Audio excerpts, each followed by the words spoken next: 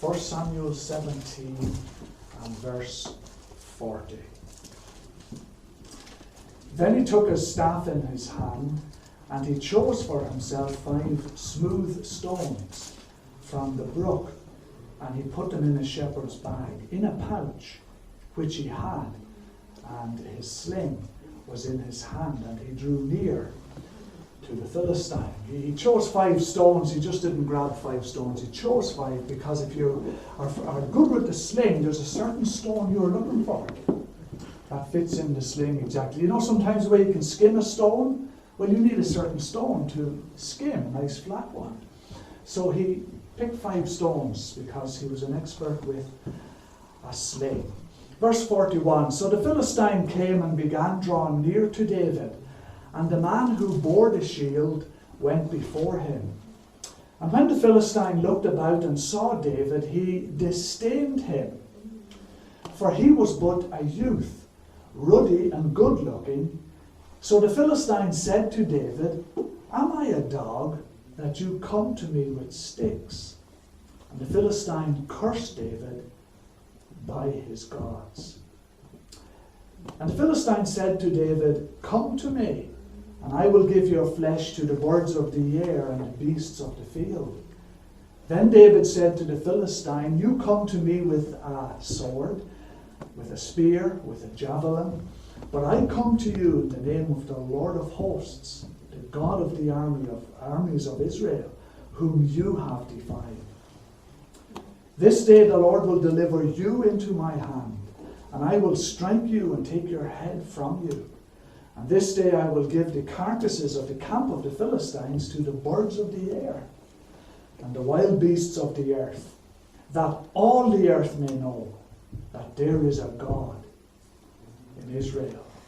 Then all the assembly shall know that the Lord does not save with sword and spear, for the battle is the Lord's, and he will give you into our hands. And it was so, when the Philistine arose and came and drew near to meet David, that David hastened and ran toward the army to meet the Philistine. Then David put his hand in his bag and took out a stone, and he slung it and struck the Philistine in his forehead, so that the stone sank into his forehead, and he fell on his face to the earth. So David prevailed over the Philistine with a sling and a stone, and struck the Philistine and killed him, but there was no sword in the hand of David.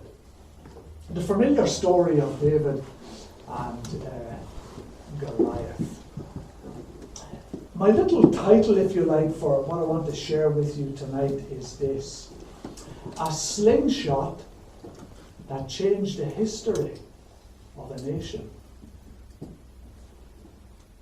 A slingshot that changed the history of a nation. Don't you think right now we need another history-changing slingshot? What do you think? What do you think? A slingshot that changed the history of a nation.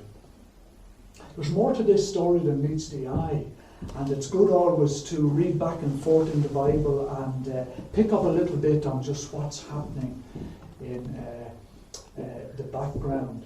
And there's a few things just to set the scene, if you like, for this story of David and Goliath. One of the first things that you'll notice with this story of David and Goliath is that it's a period of transition in the nation of Israel. They're transitioning from the judges to the monarchy. And so there's a period of transition. It's like moving house. You ever move house? Well, here everything's in a box somewhere, and you're wanting something and you can't find it. I was doing something on the car the other day, and there's something desperately needed, and I have it, and it's in home, but I can't find it. It's in a box, buried in a box somewhere. It's a turbulent time, a time of transition, particularly in a nation. What word would we have to use to explain to you the turbulence that's happening just right at the moment? Will Brexit mean anything to you? And you see the turbulence in the nation just when we're transitioning from the EU to pulling out of the show and let them on with themselves. It was a time of transition when this battle took place. Our society is going through transition, isn't it? Have you noticed? I've wrote down a long list of stuff that's transitioning in our society, and the more I think about it, the more I sit down and think about it, the more I write down. There's just so much stuff going on in our society. We're in a society that's transitioning from facts to feelings. Some secular organisation has said this of our modern society. He said, if you want to appeal to them, don't appeal to them with facts. You need to appeal to them to their feelings. And the average man on the street is guided by what he feels rather than what the facts of the case are. We're transitioning from facts to feelings. Therefore, the next thing is directly linked to that. That's why we are today transitioning from the family, the traditional family, to same-sex marriage. This madness that is coming upon our society, tearing up the fabric of our society. This utter madness is coming upon us today. We're transitioning from the traditional family to same-sex marriage.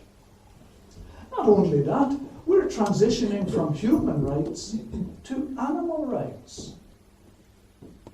I was over at William Harrison last September, and I was doing a few meetings with him over there, and there's a fella there that works with the council in Britain.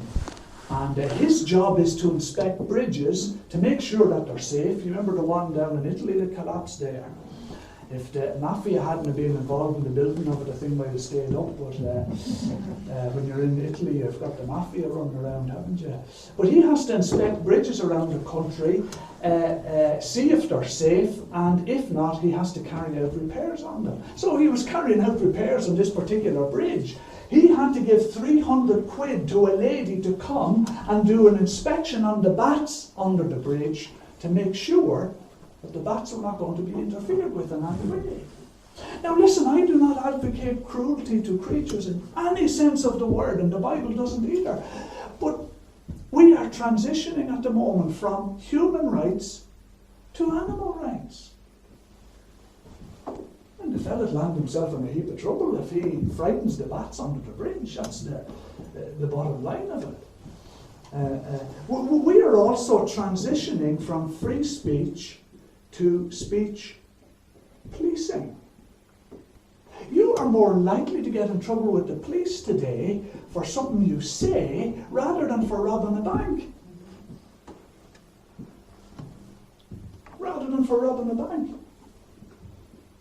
If you open your mouth and come out with the wrong thing, in our politically correct society, my wife always tells me to hang it up. I usually hang it up on the seat. We are now transitioning from free speech to speech policing. In certain areas, you need to be careful today what you say, especially in social media. The police could be watching you. We're also transitioning in our society from Judeo-Christian values that has been the bedrock of our society in the Western world to atheism. The likes of Richard Dawkins and so forth going around, and God's dead idea that they're trumping about. We're also transitioning from truth to anything goes. We're also transitioning from conservative values to liberal values. And we're also transitioning from sanity to insanity. We had a mission last September, a year ago. Trevor Galanders done a mission with us down in Largy, just outside Limavady, up on the north coast there. And he brought down a number of young folks with him night by night, and they were testifying and taking part in meetings. We had one good mission. There was a young fella came into that mission. He had pink hair. Pink as you could get. It wasn't a dark pink, it was this pink, bright pink hair. I mean, if I was thinking of dyeing the hair, it'll not be pink, I'd be going. But this fella was pink hair. Not only did the fella come in with pink hair, whatever you might say about the hair, he was smoking 30 to 40 marijuana joints a day. In other words, that means his mind was in the clouds 24/7. And society, so many people are drugged up in our society, and we're transitioning as a result of that. We are transitioning from sanity to insanity in our society. Peter talked about meeting people that tie up in knots down the people are gone insane, and they're stupid in their minds, and they don't even know it. We're transitioning from sanity to insanity. And we need a slingshot that'll change the history of our nation again. Now here in Northern Ireland, you're cushioned from it a little bit. Why don't you go and live in England for a week and take a look around and see what it's like? Go to Scotland. Live there for a week. See what it's like. I'm telling you, these places, you're into third, fourth, maybe fifth generation where there's no Bible knowledge once you cross the water.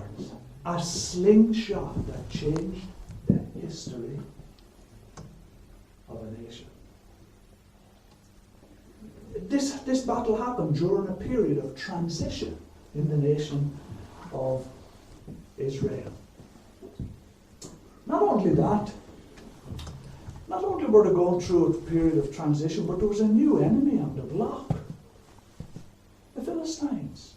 Now this is not the first time we come across the Philistines. Nor indeed, the Philistines were quite ancient people even at this period. But as far as the Bible is concerned, we first really come across the Philistines with Samson, isn't that right? Samson and Delilah and that whole story and so forth. That's really where we first come across, or the Philistines are in our face, so to speak. But as far as Israel is concerned, at this point, the new enemy on the block is the Philistines. They were the powerful nation that were threatening Israel at this particular time. We have a new enemy in Western society. Do you know what it's called? It's called Islam. It's called Islam. If you haven't noticed, you're asleep. We have a new enemy in Western society. Not only that, this battle took place at a time of governmental failure.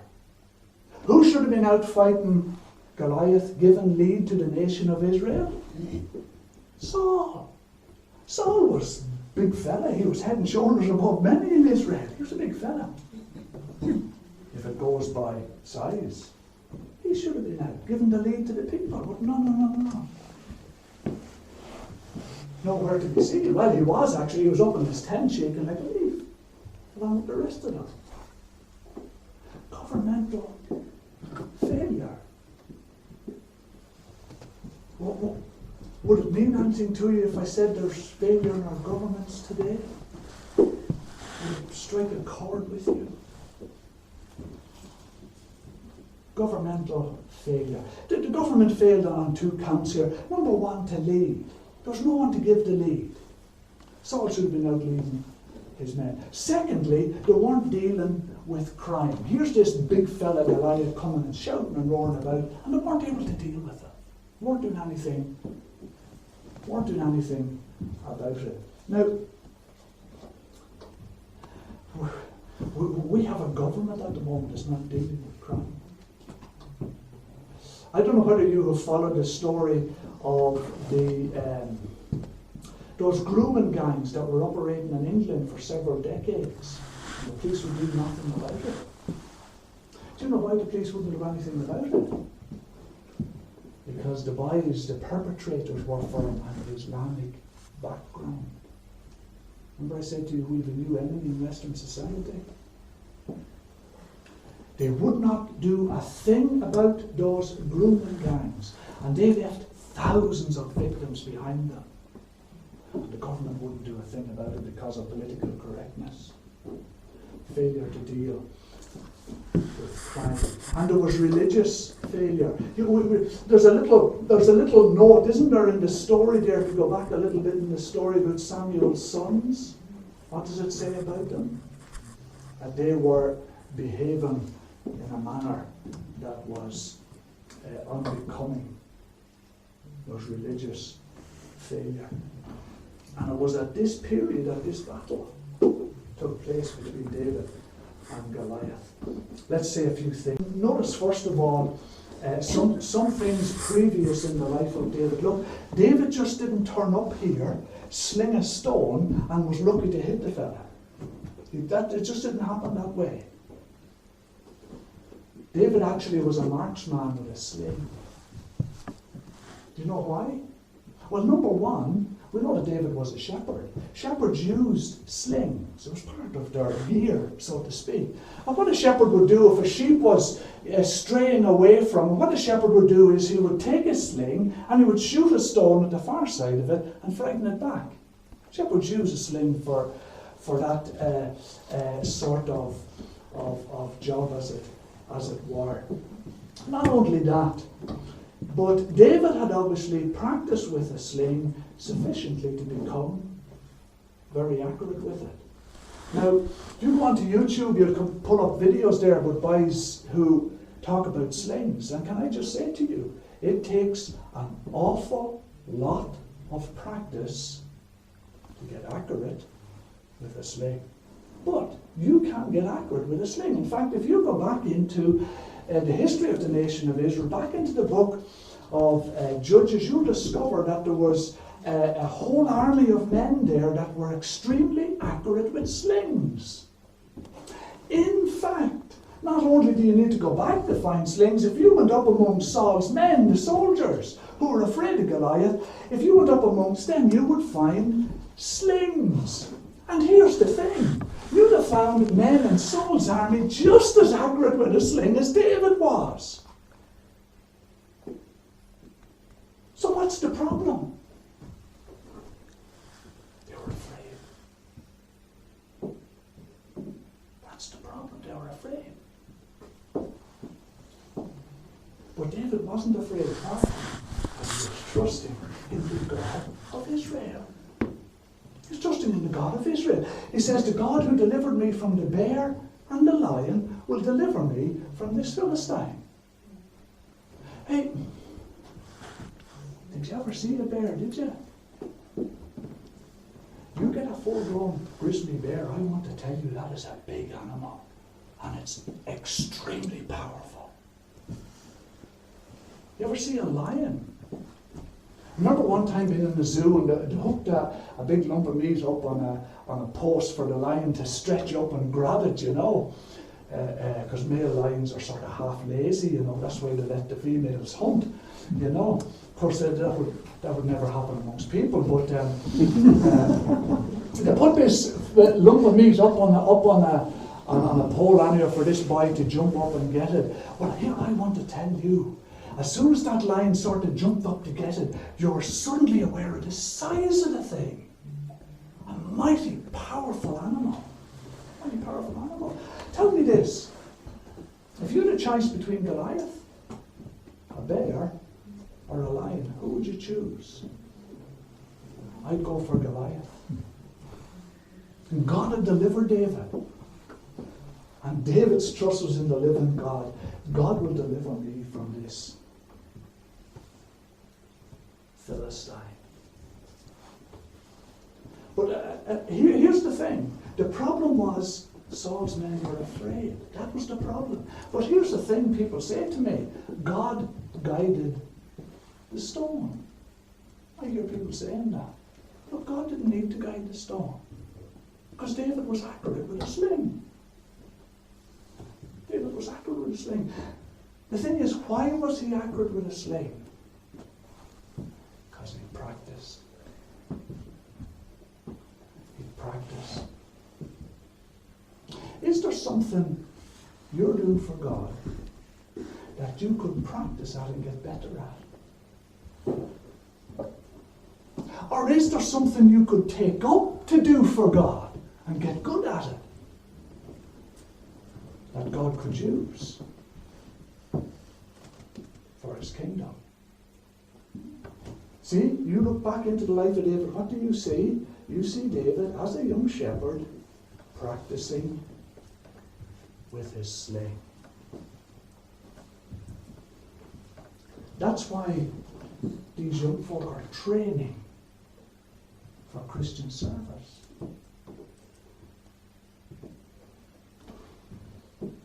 There was practice. Look, another thing we could say about David was that David cared for his father's sheep. Wow, what a thought this is. Look, we'll not develop this at all. Look, David didn't learn to care for his father's sheep from books. He learned it because he was out amongst the sheep. I'm not downplaying study, by the way, in case you misunderstand me there. Not only that, David viewed his sheep as valuable.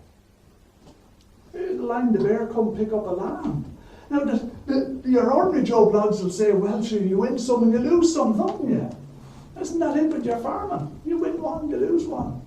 Not with David. David went after it and took it back. David's motto was, you don't lose any. That was his motto. Not only that, David took risks to care for the sheep. And not only that, the sheep were his father's sheep. And the man had a sense of responsibility to his father. Well, there's loads of stuff we could develop there, but we'll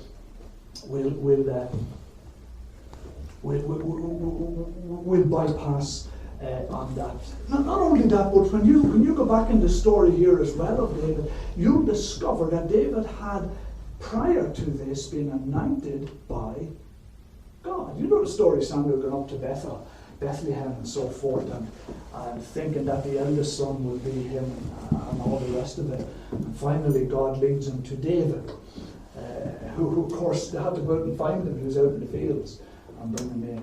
And that was God's man. And he was anointed. Samuel anointed him in the presence of his brothers for future king of Israel. This is something that we've lost somewhat in the Christian church, isn't it?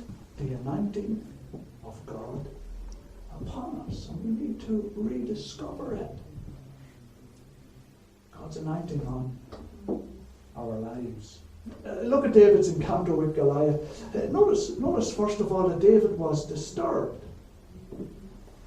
He was disturbed by this big fella coming up and defying the nation of Israel, defying the God of the armies of Israel. He was disturbed by it. He was disturbed by it.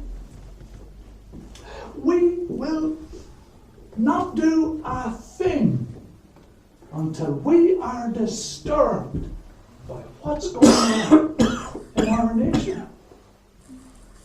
Until you actually get troubled about it, you'll not do a thing about it. How many of you followed that story of those grooming gangs in England? That was a massive, massive big thing that was going on. How many of you were aware of it? How many of you were following that? How many of you were disturbed by it? These Islamic boys, let's talk about it a little bit. These Islamic boys with their attitude towards women. Do you know how they think, Islamic young men? Their thinking is that because white women, or Western women, so to speak, are infidel women, they are fair game. That's their mentality. That's their mentality. And these gangs grooming these girls. You know what I mean by grooming gangs now, don't you?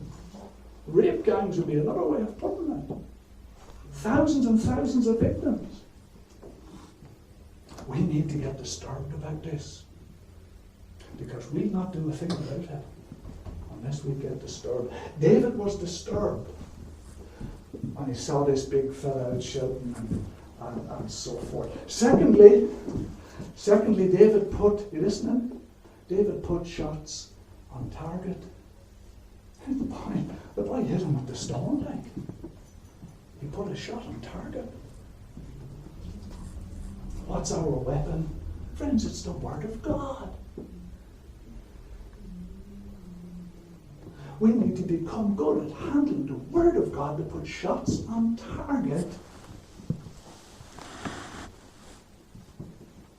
to see God work again in our land. We can't develop that. I would like to say a few more things about that, but let's pass it. We're almost finished. This was a new beginning for David. This battle with Goliath, in fact, was the first of many, many, many battles that David would subsequently be involved in. In fact, you know the story, don't you? It wasn't all that long after that when Saul started hunting David around the country like he'd hunt an animal. And David, in fact, as king of Israel, David fought endless battles. And it was David who fought the battles that led to Solomon's reign being peaceful. Solomon's reign was peaceful. Solomon didn't, as far as I can figure out, fight any battles. David fought those battles. And so this first battle with Goliath was a beginning of battles that David would fight. And friends, if we're going to make a mark for God, we're going to fight battles. There's going to be loads of battles. There's going to be loads of battles. Well, here's a little thought for you. Be careful to choose your battles carefully. Remember when David arrived at the camp and his brother, he got into chatting to his brother or whatever, and when David started talking about facing Goliath, his brother sort of was sarcastic to him and so forth. And David could have got into a good old battle of words with his brother, couldn't he? But he didn't. He stayed out of it. He didn't get into that fight. You see, there's some fights we need to stay out of. And wisdom is knowing the difference, isn't it? There are some fights we need to stay out of, and there's other fights that we need to be involved in. New beginnings, beginning of many battles for David. But on the other hand, this was the beginning of the decline of Philistine power as far as the nation of Israel was concerned. It's not that far after this, and the Philistines really have lost their power as a nation. But here's the last little thing, and we'll finish. David, from this moment, became a marked man. Let me say that to you again. David, from this moment, became a marked man. We know, don't we, a short time after this, Saul was hunting him around the country like an animal. They tell me that one of the dangers for young soldiers that were drafted in or brought out to the battlefield during the First World War, one of the dangers, the big dangers to young soldiers, was sticking their head up for a look. Do you know how long a sniper needed to get a shot at you? To get you into his sights and to take a shot at you? 5 seconds. And there's many young soldiers stuck his head up for a look. First World War, out for the trench. You know, temptation to you when you want to see what's going on out there. Just stick your head up for a look. You become a marked man if you put your head up over the parapet. As we say, if we're going to do things for God, we're going to be a marked individual. David became a marked man from that day. But we need another slingshot to change history. We desperately need another history-changing slingshot.